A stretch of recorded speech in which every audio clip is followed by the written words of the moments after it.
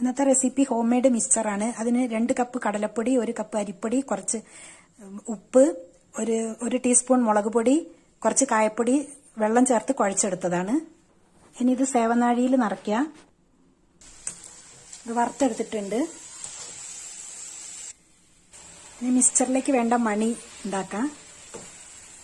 ഇത് ഉരുളക്കിഴങ്ങ് തുരുവി വെച്ചാണ്. കുറച്ച് ഉപ്പ് ചേർത്ത് ഒന്ന് മിക്സ് ചെയ്യുക. ഇനി ചൂടായ എണ്ണയിലിട്ട് വറുത്തെടുക്കാം.